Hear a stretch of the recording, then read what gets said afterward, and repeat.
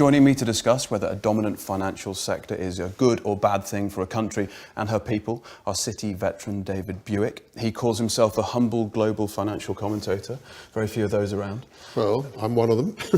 And we're delighted to have international banking and finance professor Richard Werner here, the man who coined the term quantitative easing and someone who has thought long and hard about the pluses and minuses of financialisation. Welcome to you both. Good to be here. David, in your own words, you're deeply and irrevocably committed to the City of London. Why? I think what I've seen over the last 54 years that I've been in the city, but the infrastructure really, as regards the financial services, has been built up over 70 years, since the war really. And then we had, of course, the introduction of a certain number of IPOs, which were every day in the broadsheets as the economy was building up after the war, followed by the explosion of the euro-dollar market in the 70s. Then followed by the abolition of exchange control, which Margaret Thatcher introduced in 1980. Right. That is more significant to me than Big Bang by a long way, for the simple reason it suddenly is we're open for business. Any currency you like, no restrictions, and the world, in terms of financial banks, exploded. At the end of the 70s, there were over 300 trading banks in the City of London. By the 80s, there'd obviously been a lot of mergers, and then with talk of Big Bang in 1986, erosion of large or small banks was very significant. So you think a financial sector within a developed economy, however big, is a good thing? Is that the right thing to say? If you've got the correct regulation, if you've got the correct people working in the banks, and if you've got the correct infrastructure, your tie, your suit, your watch, this table, nothing happens without a bank. And people, however they dislike them and however they distrust them, like it or not, without banks, nothing works. There is no economy. End of. I just want to have you to have a look at this graph. To frame it, it's UK private debt since 1880. You can see what happens around the Great Depression. And then suddenly Thatcher comes to power, private debt takes off. One of the things that's happened since the financial crisis, and we have to give the Bank of England full marks for this, is that they've virtually made the banks in London double their capital to do the same amount of business, which means that they should be geared up for any financial crisis that there may be. And the biggest threat for a financial crisis, as far as I'm concerned, is mortgages, because it is easily and significantly the most amount of money lent. And if you were, for whatever reason, to have a terrible crisis, they have the ability within the banks to be able to take it, not necessarily a hit, but to give people time to regroup. Richard, financial sector, a bloated or a dominant financial sector, its effect, in your view, on the real economy? First of all, it's interesting that the national income accountants, who think a lot about the overall economy, how to measure it and how to, structure the data, they actually have been struggling for decades with the question what to do with the financial sector. Why? Because GDP is actually created by national income accounting by adding up value-added activities. And that's where the financial sector has a problem. What is the value added? And it's been so difficult that essentially the national accounting statisticians have to make up a fictional value and just add it onto GDP and say, okay, we can say that maybe is what the financial sector is doing. Because essentially, there is no value added, there's value extracted. And so really, you need to subtract it from GDP. Has the finance sector, the fire sector, has it become a cost centre? Because is there a sweet spot where it's actually serving humanity, society, and facilitating business? And when it becomes a profit generator in and of itself, it becomes detrimental to the wider world. Start with you. Well, exactly. Even the mainstream textbooks in finance, banking, and macro monetary economics will show banks as financial intermediaries. Now, there's a problem with that. It's clear there is a high price that we're paying for this, what should be a humble intermediation service that's being performed, and the salaries that are being paid are, famously very high, which is very strange if they're just intermediaries. If I could interject here, again, I agree 100% with what he said, but we need to put this in perspective, because all this fearful, dreadful press that we've been reading about Lloyds Bank, £16 billion worth of PPI, and Deutsche Bank being fined for this, and Barclays being fined for that, and Standard Bank, money laundering and all this stuff. This was all 2003 to 2008. The regulator has stepped up to the plate in a very big way. And we had that situation, you recall, when Bob Diamond was absolutely stripped of his raiment in front of the Treasury Select Committee when he was chief executive of Barclays, because the bonuses paid to the staff was greater than the dividend paid to the entire bank that year. It was appalling. All of it, though, was backed or underwritten, if you like, by the taxpayer. Yeah, exactly. That's what's making it even more. That doesn't happen in London now. Are you sure about that? I'm absolutely positive. I promise you, things have changed. I'm not saying people aren't still earning pretty decent money. They are. But it isn't swags of cash that goes all the way to the bank. For an intermediary service, it's a hell of a cost. If you want to facilitate trade and get the real economy moving again, you're absolutely right. Why does all this money end up in the cul-de-sac of financial services? It doesn't matter if you're building a factory, whether you're wearing a suit, this table, they all come from banks. And so you have to go to the kernel of life. You're about to make a point, and if you don't, I'll make it, that there was a rotten core there, and it was shocking.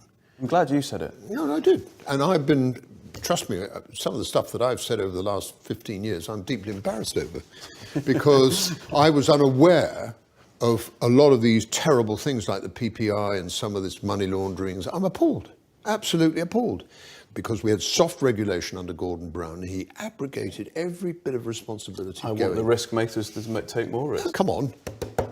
We need somebody to put a grip on it, and that's what we didn't have during that period. If you've got this amount of private debt, then ultimately the financial sector becomes political. It has to, because it has so much power. Yeah, wouldn't argue. If you follow that logically, where does that end up? I think there's a structural problem, that is the concentration of the banking sector. So in the UK, 5 banks account for 90% of deposits, which is one of the most concentrated banking systems in the world. In Germany, those high street banks account for 12% of deposits, and 70% of deposits are accounted for by 1,500 local not-for-profit community banks. There's a general tendency when an organization gets large and larger and larger and gets very big, essentially decisions are made without accountability, and the temptations of power strike. Lord Acton famously put it this way, power corrupts and absolute power corrupts absolutely.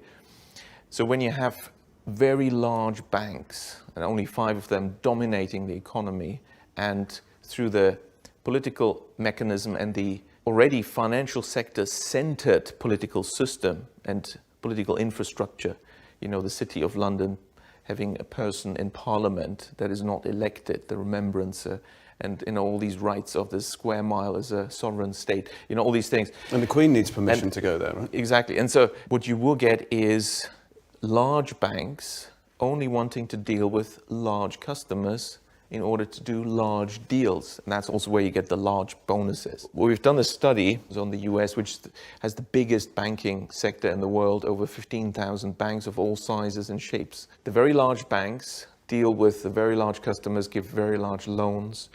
The medium-sized banks give medium-sized loans. Who is lending to small firms? It is only the small banks. Now, the UK doesn't have those.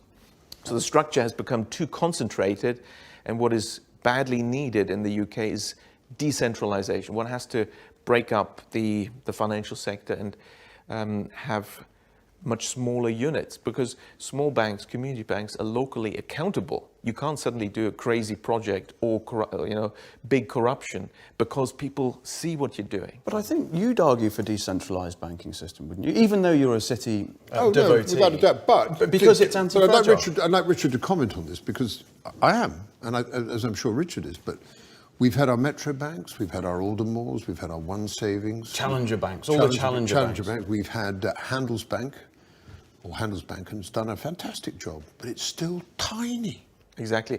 Now, they will stay tiny. The ones that are UK challenger banks and that are profit-oriented. You know why? Because the moment they get a bit bigger, they will be bought up and they will disappear. This is exactly what happened over the last 100 years.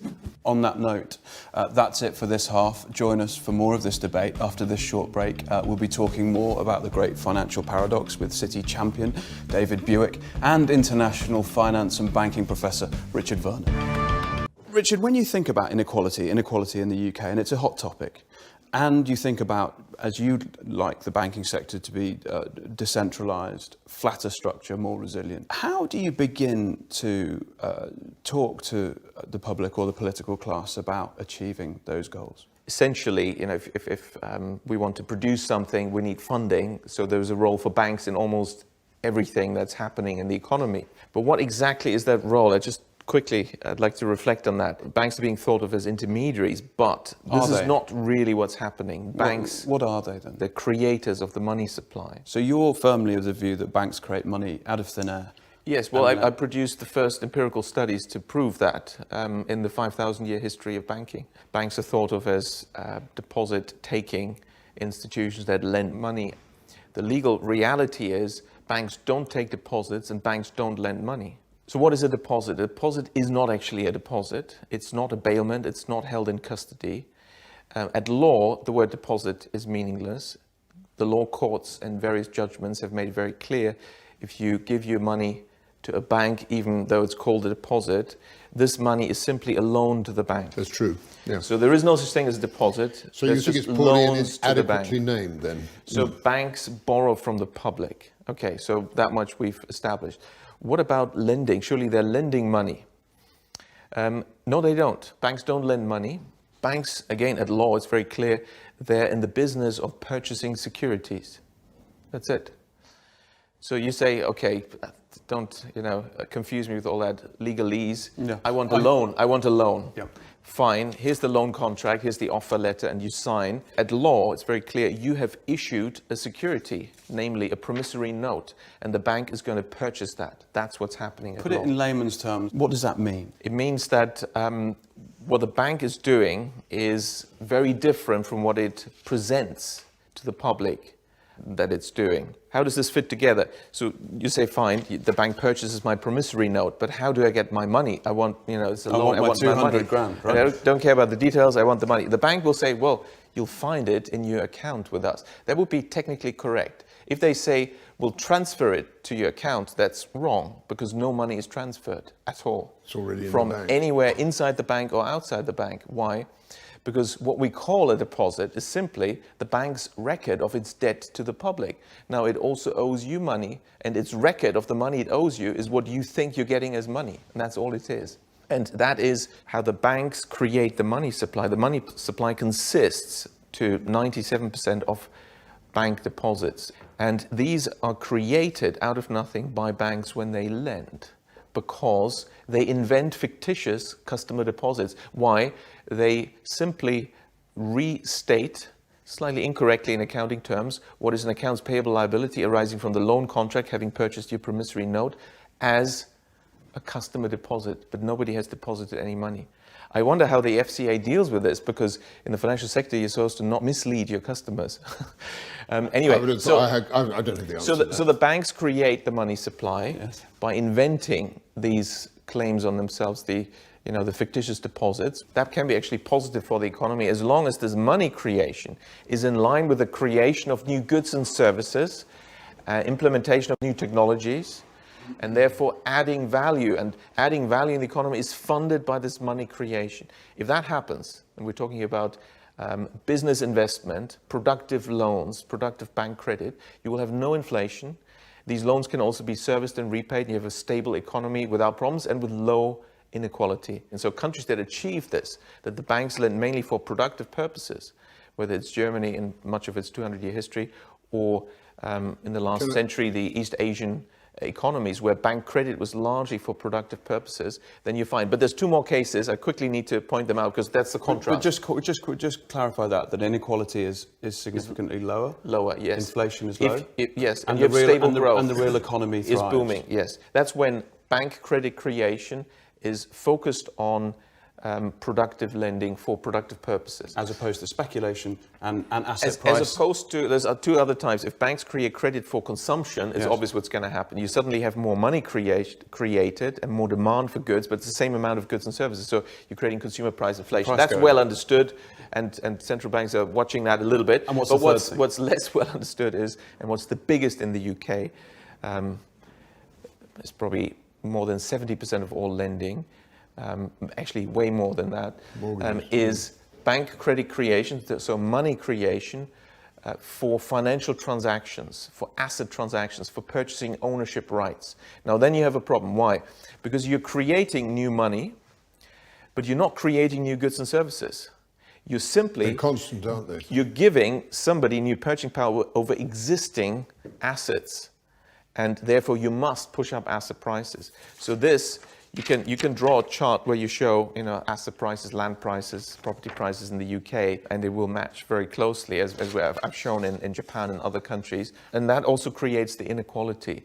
So when the banking sector has focused too much on unproductive lending, and in the UK it's dominant. It strikes me that what you're telling me, and tell me I'm wrong, is that lending, in order to get round this deposit/loan situation, needs to be categorized. You're right, exactly. Is that right? That's right. We need to look at where the money is going. That makes a whole world of difference. Okay. So if money bank credit is extended for productive purposes, you're fine. You'll get a good economy, no inflation, and financial stability. And also, you don't have this inequality problem. And do you think there should be different capital ratios towards each? Capital, the whole Basel capital approach doesn't work. Why? Because it's premised on the idea that banks are just financial intermediaries. But they're not. They're money creators. We need bank regulation that recognizes reality of how the banks actually operate. So what you're saying, this is a regulation problem?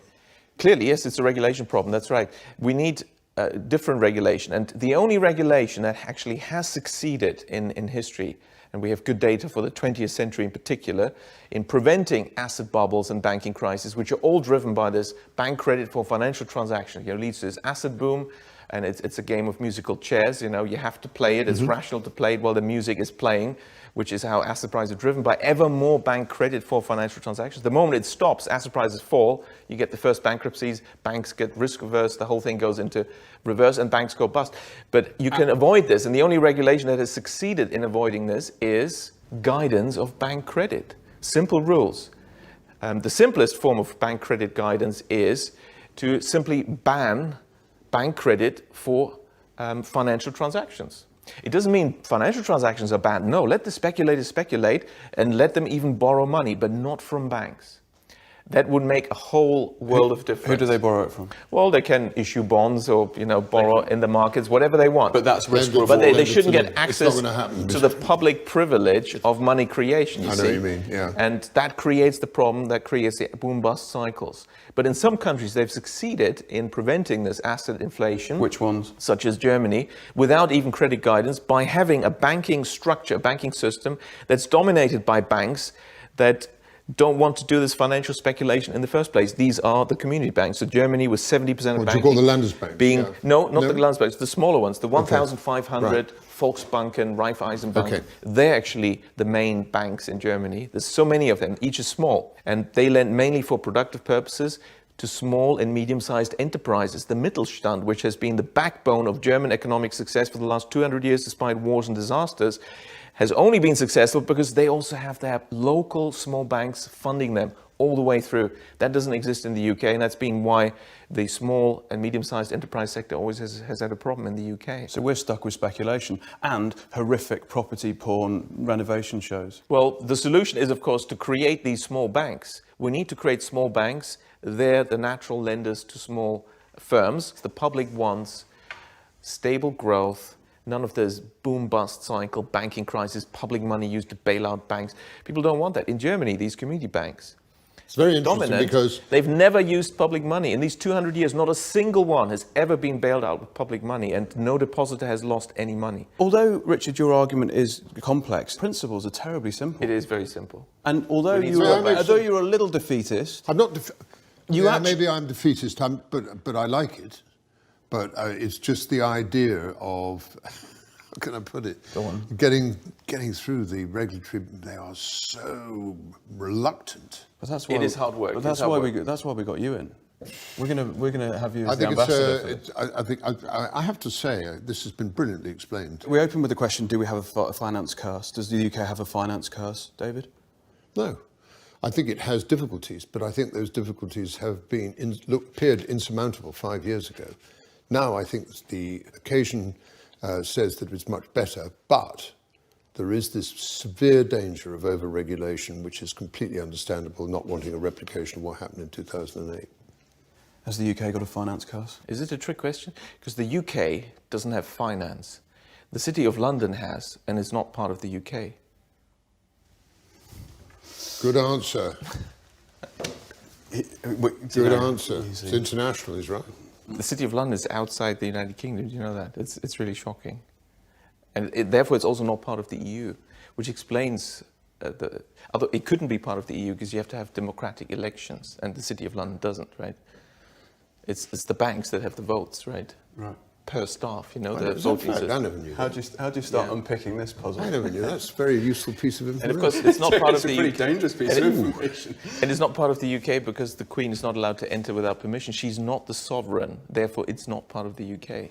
You know, and of course that's since 1688. I have to make a note of that. Since the foreign invasion.